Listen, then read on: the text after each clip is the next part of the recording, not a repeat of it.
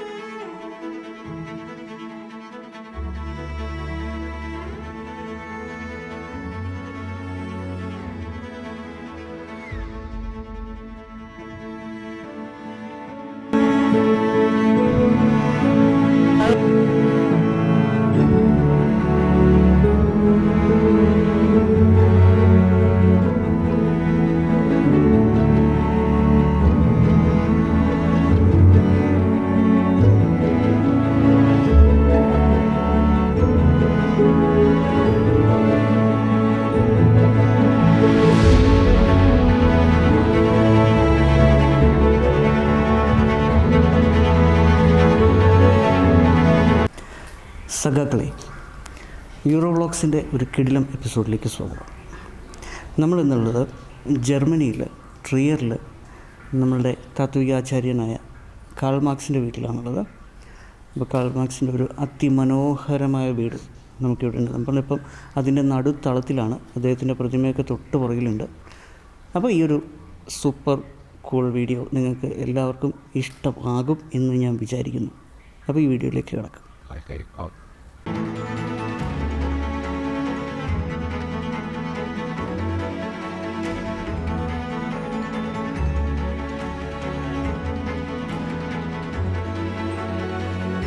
Mit Ratte, bitte? Sind Sie Touristen? Ich wohne hier in Saarburg. Ah, Sie wohnen hier, ne? Ja, aber die beiden sind... Genau, ich frage mal für unsere Stadt. Ja, und die zwei aus Italien. നിങ്ങൾ തംബ്നെയിലിൽ കണ്ടതുപോലെ ഇന്ന് നമ്മൾ visit ചെയ്യാൻ പോകുന്നത് call മാർക്സിൻ്റെ ഹൗസാണ്. ഇത് സ്ഥിതി ചെയ്യുന്നത് ജർമ്മനിയിലാണ്. ജർമ്മനിയിലെ ട്രിയർ എന്ന് പറയുന്ന സ്ഥലത്താണ് ഈ കാൾ മാർക്സിൻ്റെ ഹൗസ് ഉള്ളത്. നമ്മൾ ടിക്കറ്റ് എടുത്ത് 5 യൂറോയാണ് ടിക്കറ്റിൻ്റെ പ്രൈസ്. അത് ടിക്കറ്റ് എടുത്ത് കഴിഞ്ഞിട്ട് ഈ വിസിറ്റ് നമുക്ക് സ്റ്റാർട്ട് ചെയ്യാം. ഇപ്പം കാണുന്നത് അതിൽ ആ വീട്ടിലെ ആദ്യത്തെ മുറിയാണ്. അതിൽ കാൾ മാർക്സിൻ്റെ ഒരു ചിത്രവും പുള്ളിയുടെ കുറേ ചരിത്രങ്ങളും ഒക്കെ അവിടെ എഴുതി വെച്ചിട്ടുണ്ട്.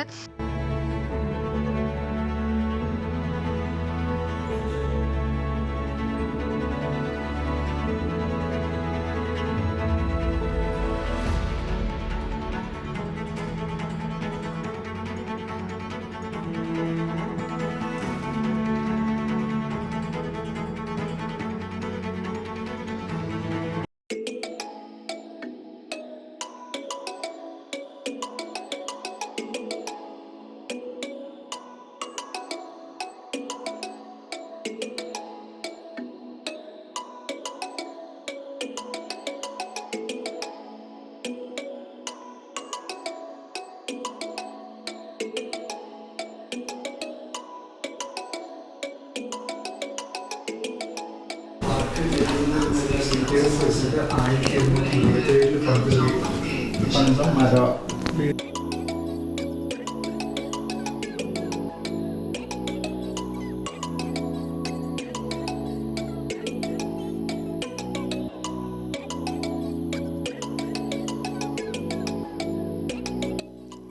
1818 മെയ് 5 അദ്ദേഹം ഈ വീട്ടിൽ ജനിക്കുന്നത്.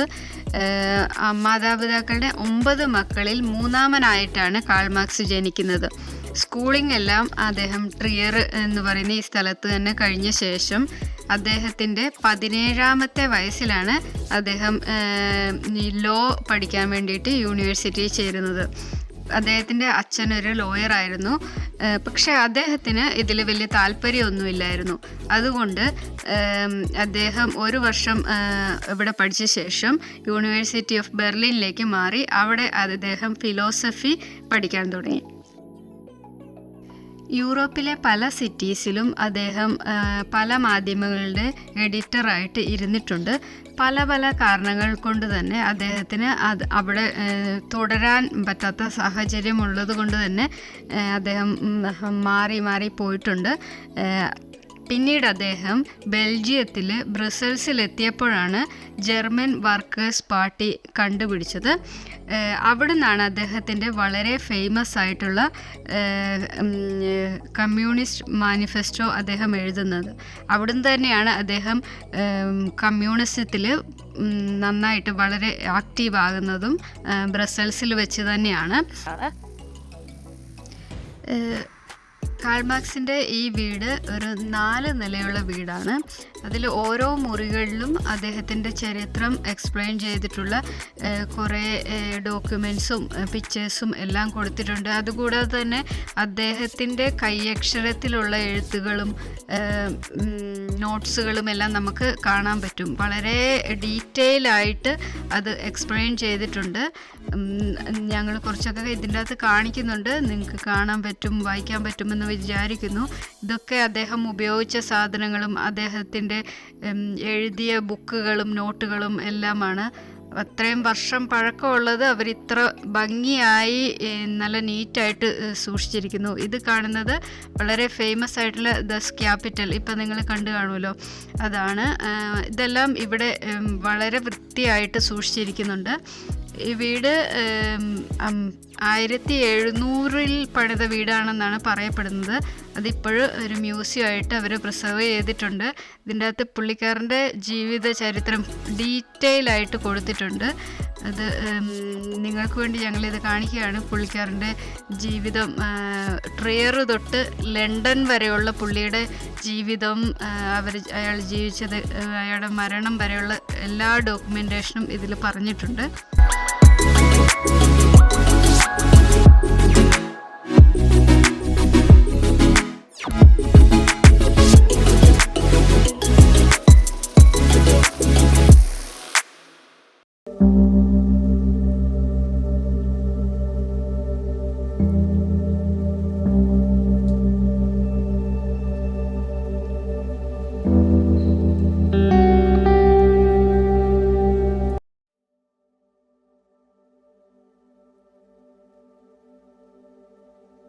ഇപ്പോൾ ഈ കാണുന്നത് അദ്ദേഹം ഉപയോഗിച്ചിരുന്ന വാച്ചാണ്. അത് ഹാൻഡ് വാച്ചാണ്, കാൾ മാർക്സിൻ്റെ വാച്ച്.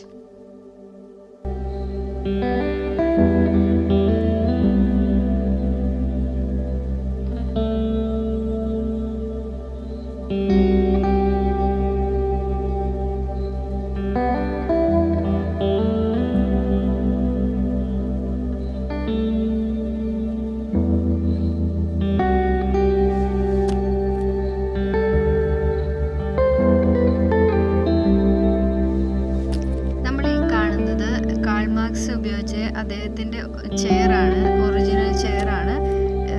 വളരെ നന്നായിട്ട് അവർ അത് പ്രിസർവ് ചെയ്ത് വെച്ചിട്ടുണ്ട്.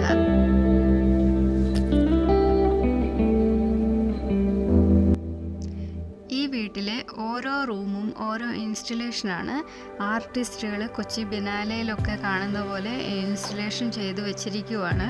ഈ വീട് ട്രിയർ നഗരത്തിൻ്റെ മധ്യത്തിൽ തന്നെയാണുള്ളത്. ഈ വീടിന് ഒരു കോർട്ട്യാർഡും ഗാർഡനും അണ്ടർഗ്രൗണ്ടും അടക്കം 4 നിലകളാണ് ഉള്ളത്.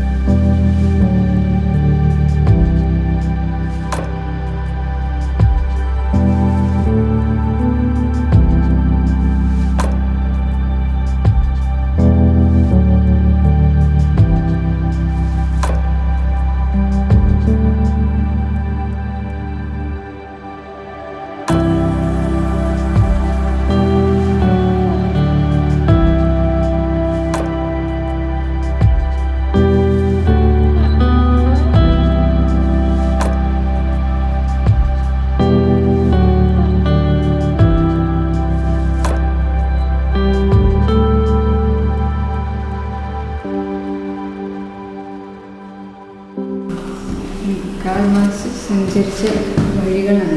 ട്രിയറിൽ ജനിച്ച് പിന്നെ ബോണ്, അവിടുന്ന് ബെർലിൻ, റോം, അവിടുന്ന് പിന്നെ ബെർലിൻ, ബോണ്, അവിടുന്ന് കറങ്ങി പോയി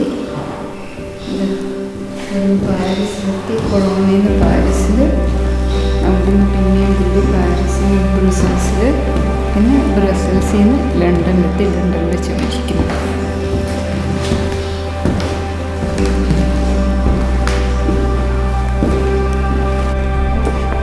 നമ്മളിത് പുള്ളിയുടെ ഗാർഡനിലുള്ളത്. മേലെ നോക്കുമ്പോൾ കാണാൻ പറ്റുന്ന ഗാർഡനാണ്.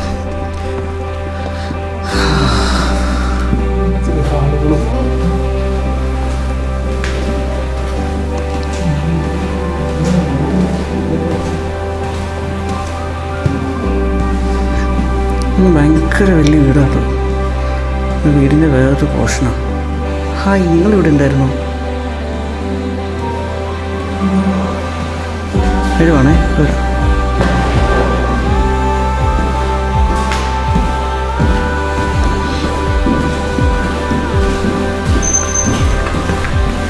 ഒരുപാട് ഏരിയ ഉണ്ടല്ലേ. എനിക്ക് വിചാരിച്ച പോലെ അല്ല കേട്ടോ.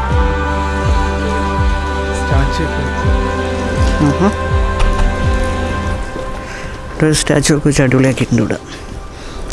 ഇരിക്കാനൊക്കെ പറ്റും.